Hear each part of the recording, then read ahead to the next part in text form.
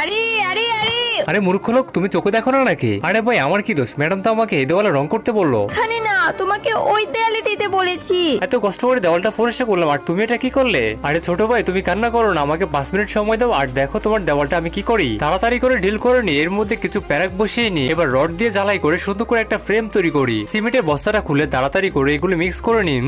এই তো এবার এই মিক্সার গুলো সুন্দর করে ফ্রেমের উপরে লাগিয়ে নি। এই তো স্ট্রাকচারটা কেবলমাত্র ফুটে উঠেছে। বন্ধুরা এটা কিসের স্ট্রাকচার হতে পারে? যদি তোমাদের জানা থাকে তাহলে অবশ্যই কমেন্টে লেখো। আর শেষের দৃশ্য দেখলে তোমরা চমকে যাবে, কিন্তু তা দেখার আগে হে আল্লাহ, এই জান্নাতি পাথর দেখে যে শেয়ার করে দিবে তাকে মরার আগে একবার হলেও মক্কা হজ করার তৌফিক দান করুন। এবার আমাকে তাড়াতাড়ি করে এগুলো রং করে নিতে হবে। গাছ থেকে কিছু কাঁচা অরেঞ্জ ফের এগুলো খোসা দিয়ে আমাকে সবুজ কালার রং তৈরি করে নিতে হবে। এই তো হয়ে গিয়েছে। এবারে ফলটা নিয়ে আমাকে খোসা দিয়ে সুন্দর করে অরেঞ্জ কালার রং করতে হবে। তোমার ফাগুলো এই বাটিতে রাখো। এবারে নোংরা পানিগুলো দিয়ে আমাকে কালো কালার রং করে নিতে হবে। এই তো হয়ে গিয়েছে। ছোট ভাই দেখো এবার আমি তোমার দেওয়ালটাকে কি করেছি।